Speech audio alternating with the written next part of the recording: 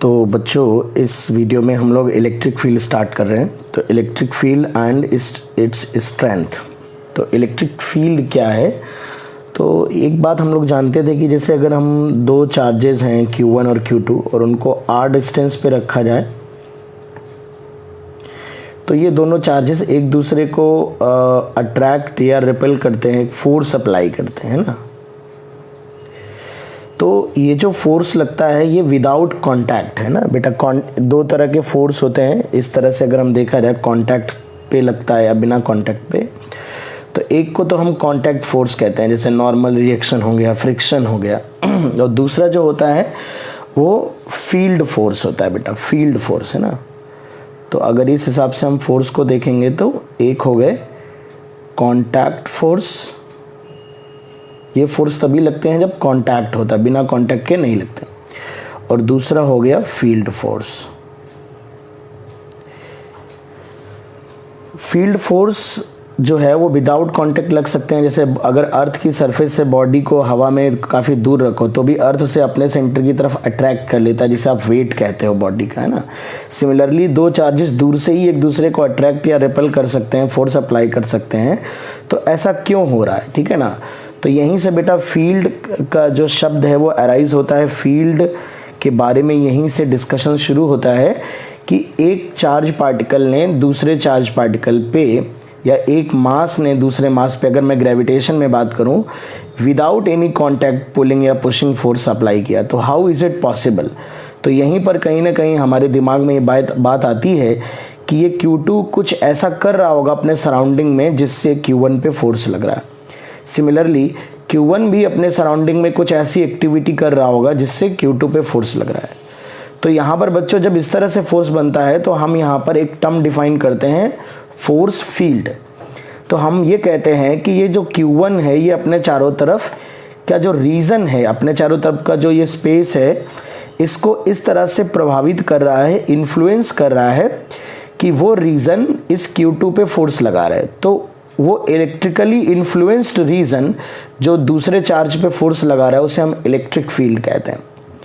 तो सरल भाषा में आप ऐसे कह दे सकते हैं कि कोई भी एक चार्ज पार्टिकल दूसरे चार्ज पार्टिकल पे फोर्स इस तरह से लगाता है कि वो अपने चारों तरफ सराउंडिंग में इलेक्ट्रिक फील्ड प्रोड्यूस करता है, इलेक्ट्रिक फील्ड बनाता है, डेवलप करता है, और वो इलेक्ट्रिक फील्ड ही Q2 पे फोर्स लगाती है। सिमिलरली Q2 अपनी इलेक्ट्रिक फील्ड प्रोड्यूस करता है और वो Q1 पे फोर्स लगाती है। यानी ये जो ग्रेविटेशनल फोर्सेस हैं, दो मासेस को दूर रख के दोनों एक दूसरे को अट्रैक्ट करते हैं, या अर्थ हमें अट्रैक्ट करती है, या दो चार्जेस के बीच में लगने वाले ये फील्ड फोर्स हैं। और फील्ड फोर्स जो है वो फील्ड के थ्रू अप्लाई होते हैं। मतलब कोई भी एक बॉडी फील्ड प्रोड्यूस करती है और वो फील्ड दूसरे चार्जेस पे फोर्स अप्लाई करता है, ठीक है ना।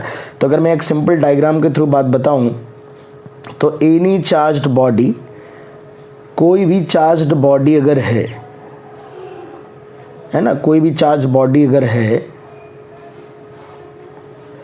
तो ये प्रोड्यूस करती है इलेक्ट्रिक फील्ड, है ना, produces electric field. And this electric field exerts force on other charged particles, charged bodies, है ना। तो ये कुछ बेसिक सिंपल बात है। तो इलेक्ट्रिक फील्ड को आप कुछ कई तरह से डिफाइन कर सकते हो। आप इलेक्ट्रिक फील्ड को डिफाइन कर सकते हो, it is a region where a static charge can experience the electrostatic force, है ना। तो आप ऐसे भी डिफाइन कर सकते हो कि electric field is a region where a static charge can experience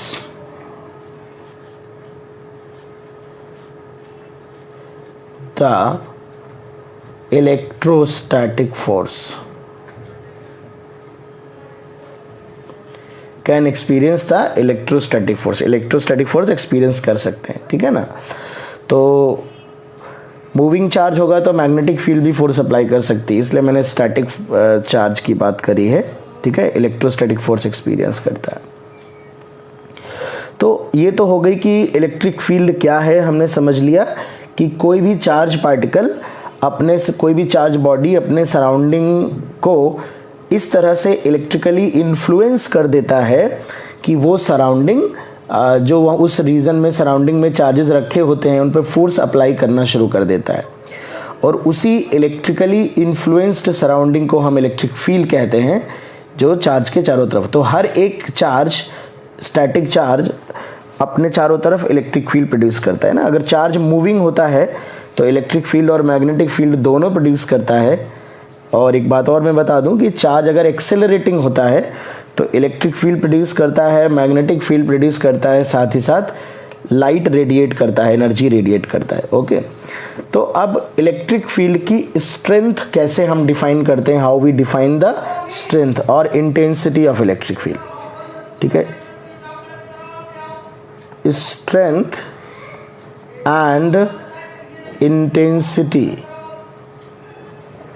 strength या आप कह सकते हैं इंटेंसिटी, दोनों चीजें कहते हैं, of electric field.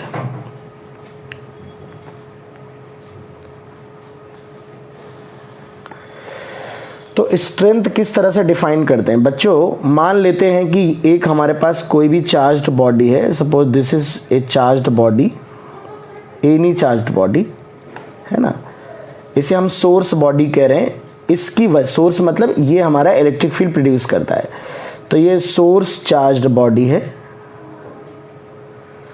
Source charge, ठीक है।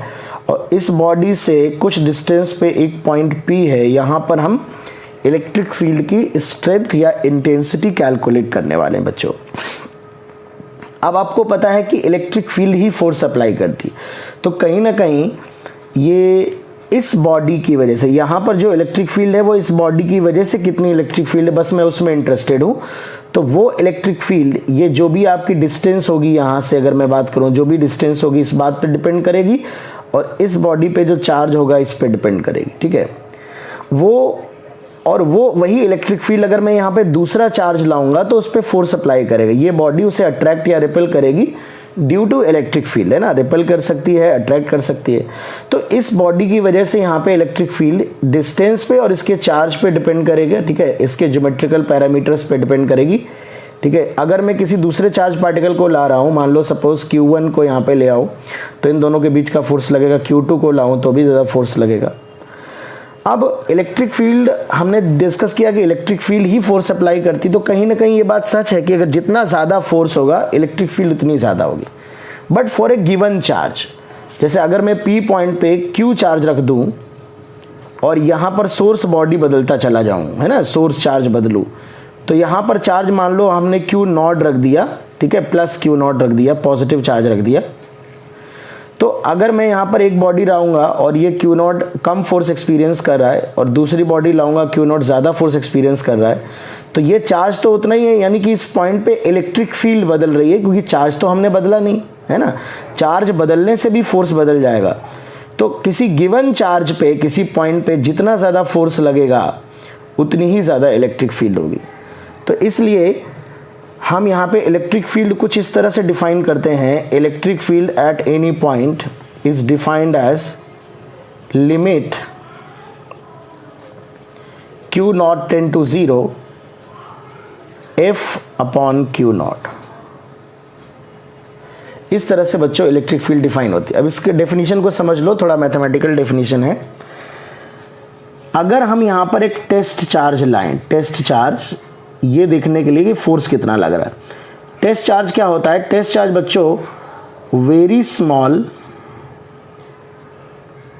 पॉजिटिव, वेरी स्मॉल मैग्नीट्यूड, है ना, चार्ज का बहुत छोटा मैग्नीट्यूड होता है, पॉजिटिव चार्ज होता है, मतलब 10 to 0 होता है। अब ऐसे समझ लो कि बहुत छोटा पॉजिटिव चार्ज होता है जिसे हम टेस्ट चार्ज कहते हैं, ठीक है ना।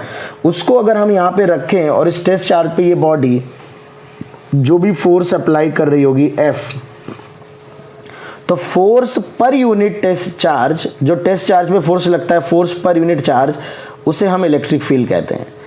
इस लिमिट का सिग्निफिकेंस क्या है? सिग्निफिकेंस ये है बेटा कि जैसा कि हम पढ़ चुके हैं कि चाहे वो कंडक्टर हो या वो फिर इंसुलेटर हो, अगर उसके पास में हम कोई दूसरा चार्ज लाते हैं तो उस पर इंड्यूस चार्जेस आते हैं, इंडक्शन होता है या पोलराइजेशन होता है इंसुलेटर में।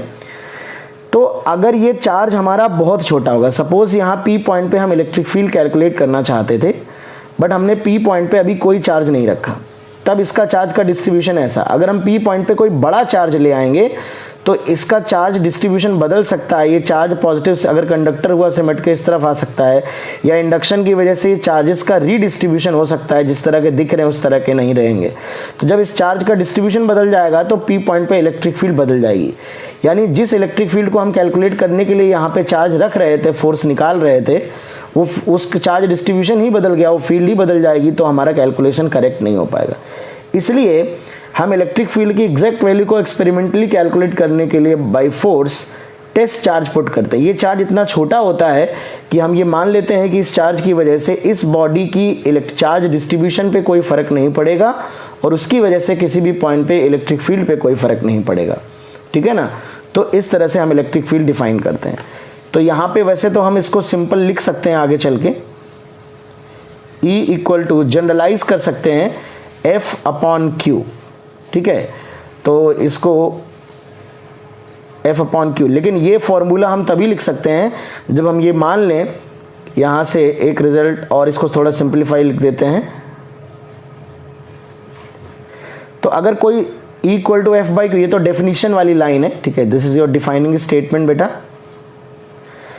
ये F इक्वल टू QE जो है ये एक जनरल स्टेटमेंट है कि अगर हम किसी इलेक्ट्रिक फील्ड E में Q चार्ज को रख दें और वहाँ पर इलेक्ट्रिक फील्ड की इंटेंसिटी E हो, तो Q पे जो फोर्स लगेगा F इक्वल टू QE इतना लगेगा।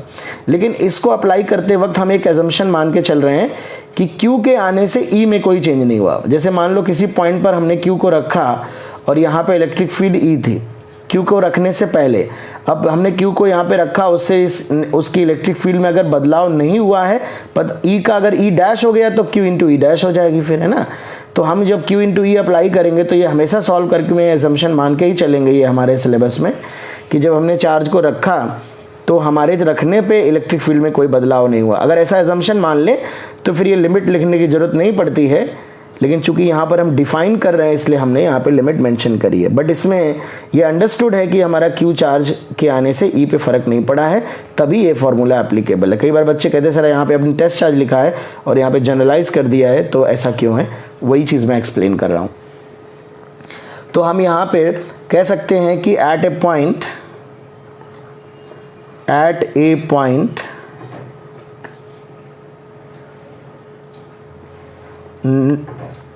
Net force per unit charge on a positive test charge is called strength of electric field. Strength of electric field, ये इलेक्ट्रिक फील्ड की स्ट्रेंथ होती है बच्चों। अब हम लोग देख लेते हैं ज़रा कि इलेक्ट्रिक फील्ड की डायरेक्शन क्या होगी।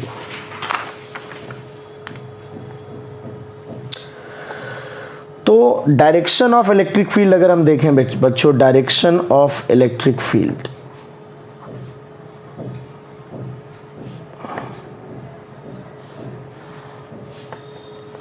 तो डायरेक्शन ऑफ इलेक्ट्रिक फील्ड बेटा बड़ी आसानी से हम लोग डिफाइन कर सकते हैं। अब हमें पता है कि हम इलेक्ट्रिक फील्ड वेक्टर डिफाइन कर रहे हैं फोर्स अपॉन Q नॉट। ध्यान दीजिए, Q नॉट एक पॉजिटिव टेस्ट चार्ज है और चार्ज एक स्केलर क्वांटिटी होती है। ठीक है ना। तो मैं कह सकता हूं कि अगर ये पॉजिटिव स्केलर वैल्यू है तो जो फोर्स की जो डायरेक्शन होगी वही E की डायरेक्शन होगी। यानी कि जो इलेक्ट्रिक फील्ड की डायरेक्शन होगी, electric field direction of electric field will be along the force on a positive test charge at any point। Positive test charge पे फोर्स बेटा जिस डायरेक्शन में लगेगा इलेक्ट्रिक फील्ड उसी डायरेक्शन में लगेगी। ये बेसिक डेफिनेशन है डायरेक्शन को बेसिक समझने का, लेकिन हम इस तरीके से बार बार नहीं देखते हैं। आइए मैं आपको कुछ दिखाता हूँ। जैसे मान लेते हैं कि अगर हमारे पास एक पॉजिटिव चार्ज है प्लस क्यू चार्ज है और इस चार्ज के वजह से हमें पी पॉइंट पे इलेक्ट्रिक फील्ड पता करनी है कि किस डायरेक्शन में होगी। तो ये तो हमारा सोर्स चार्ज हो गया जिसकी वजह से हमें इलेक्ट्रिक फील्ड पता करनी है। यहाँ पर अगर मैं एक टेस्ट चार्ज रखूँगा प्लस क्यू नॉट, तो ये पॉजिटिव चार्ज इस टेस्ट चार्ज पे कैसा फोर्स लगाएगा, रिपल्सिव लगाएगा इस डायरेक्शन में। ये O पॉइंट मान लेते हैं, ये P पॉइंट और ये R डिस्टेंस है ना। तो आप देख सकते हैं कि जो फोर्स की डायरेक्शन ये है तो इलेक्ट्रिक फील्ड की डायरेक्शन भी यही हो जाएगी फोर्स की डायरेक्शन में, क्योंकि पॉजिटिव टेस्ट चार्ज पे जो फोर्स की डायरेक्शन होगी वो ये होगी। यानी पॉजिटिव चार्ज से जो टेस्ट चार्ज पे होगा वो हमेशा रिपल्सिव फोर्स होगा। जैसे अगर मैं इस पॉइंट पे बात करूं तो इस पॉइंट पे अगर मैं टेस्ट चार्ज रखूंगा तो फोर्स इस डायरेक्शन में ऐसे लगेगा तो इलेक्ट्रिक फील्ड भी इस डायरेक्शन में होगी। यहाँ पे अगर रखूंगा तो फोर्स ऐसे लगेगा तो इलेक्ट्रिक फील्ड भी इस डायरेक्शन में होगी अगर मैं टेस्ट चार्ज रखूंगा। ठीक है बेटा। तो इस तरह से आप देख सकते हैं कि पॉजिटिव चार्ज की वजह से जो इलेक्ट्रिक फील्ड होती है वो उसी पॉजिटिव चार्ज को मिलाने वाली लाइन के अलोंग होती है अवे फ्रॉम द चार्ज। यहाँ पर अगर आप देखेंगे तो इस तरह से रिपल्सिव फोर्स लगेगा। तो अब ये बात तो हम समझ गए हैं कि test charge, positive test charge पे जो फोर्स की डायरेक्शन होती है उसी डायरेक्शन में होती है फील्ड। अब बार बार हम इस तरह से नहीं लगा, अब हम ये याद रखेंगे कि पॉजिटिव चार्ज की जो इलेक्ट्रिक फील्ड होती है किसी भी पॉइंट पे वो अवे फ्रॉम द चार्ज होती है। यहाँ पर अवे फ्रॉम द चार्ज होगी, यहाँ पर होगी तो भी अवे फ्रॉम द चार्ज होगी, रेडियली आउटवर्ड होगी, अवे फ्रॉम द चार्ज होगी। इस तरह से इस पॉइंट पे इलेक्ट्रिक फील्ड की डायरेक्शन ये होगी, इस पॉइंट पे इलेक्ट्रिक फील्ड की डायरेक्शन ये होगी, इस पॉइंट पे इलेक्ट्रिक फील्ड की डायरेक्शन ये होगी, इस पॉइंट पे इलेक्ट्रिक फील्ड की डायरेक्शन ये होगी ना, इस पॉइंट पे इलेक्ट्रिक फील्ड की डायरेक्शन ये होगी, ऐसे ऐसे। सिमिलरली नेगेटिव चार्ज की अगर हम बात करें, नेगेटिव चार्ज, तो अगर ये माइनस क्यू है तो इसकी वजह से यहाँ पर अगर आप टेस्ट चार्ज रखेंगे बेटा तो ये टेस्ट चार्ज को अपनी तरफ अट्रैक्ट करेगा। तो ये negative charge positive test charge को अपनी तरफ अट्रैक्टिव फोर्स लगाएगा, तो यही टेस्ट चार्ज पे फोर्स की डायरेक्शन होगी, तो यही हमारी इलेक्ट्रिक फील्ड की भी डायरेक्शन होगी। तो ये टूवर्ड्स द नेगेटिव चार्ज होती है। तो नेगेटिव चार्ज की वजह से electric field towards the negative charge होती है, ध्यान रखिएगा, ऐसी होगी टूवर्ड्स द नेगेटिव चार्ज। यहाँ पर भी ऐसे होगी अंदर की तरफ, यहाँ पे होगा तो भी अंदर की तरफ, यहाँ पे भी अंदर की तरफ, यहाँ पे भी अंदर की तरफ, इस तरह से किसी भी पॉइंट पे अगर आप देखेंगे तो आपको अंदर की तरफ दिखाई पड़ेगी इस तरह से, है ना, कहीं पर भी टूवर्ड्स नेगेटिव चार्ज। तो नेगेटिव चार्ज की वजह से electric field towards the negative charge होगी और पॉजिटिव चार्ज के पे जो इलेक्ट्रिक फील्ड है वो away from the positive charge होगी। कोई अगर आपसे पूछे कि डिफाइन कैसे हुआ है या ये डायरेक्शन डिसाइड कैसे की गई है, तो डेफिनेशन से डिसाइड की गई है। डेफिनेशन ये वेक्टोरियली करेक्ट है और ये पॉजिटिव टेस्ट चार्ज होता है डेफिनेशन में, यानी कि पॉजिटिव टेस्ट चार्ज पे जो फोर्स की डायरेक्शन होगी वही इलेक्ट्रिक फील्ड की डायरेक्शन होगी। बट हम बार बार टेस्ट चार्ज रख के उस पर फोर्स की डायरेक्शन नहीं देखेंगे, इसलिए हमने एक बार कंक्लूड कर दिया समझने के बाद कि पॉजिटिव चार्ज की इलेक्ट्रिक फील्ड चार्ज से अवे होगी और नेगेटिव चार्ज की electric field towards the charge होगी, है ना। तो अब हम समझ गए कि पॉजिटिव चार्ज की electric field away from the charge होगी। एक छोटा सा इंपॉर्टेंट बात मैं और बता देना चाहूँगा, जैसा कि हमने कहा अभी एक मैंने रिजल्ट पढ़ाया आपको, F equal to Q into E. ये फॉर्मूला भी हम काफ़ी इस्तेमाल करेंगे। तो अगर किसी चार्ज पार्टिकल को हम बेटा कहीं रख रहे हैं जहाँ पे इलेक्ट्रिक फील्ड ही है तो उस पर इतना फोर्स लगेगा, तो आप देख सकते हैं कि चार्ज स्केल, अब हमने क्या किया, ये फॉर्मूला जनरलाइज कर दिया था। डेफिनेशन में तो ये एक पॉजिटिव टेस्ट चार्ज था, पर अगर ये हम जनरलाइज फॉर्मूला लिखें तो हमने कहा था इसमें बस एक ये शर्त माननी है या एक एजम्पशन मान के चलते हैं कि क्यू के आने से इलेक्ट्रिक फील्ड पे फर्क नहीं होगा। तो जब जनरलाइज फॉर्मूला ये अप्लाई करोगे तो यहाँ पर क्यू विद साइन पुट करना होता है, क्यू साइन के साथ पुट करना होगा।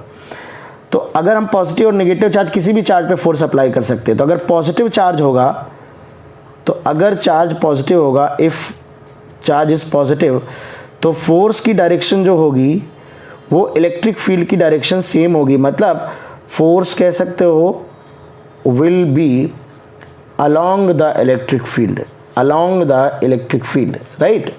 तो अगर फोर्स पॉजिटिव है, फॉर माइनस क्यू, अगर चार्ज नेगेटिव है या अगर क्यू की वैल्यू नेगेटिव है, तो जो फोर्स होगा will be opposite to the electric field, opposite to the electric field.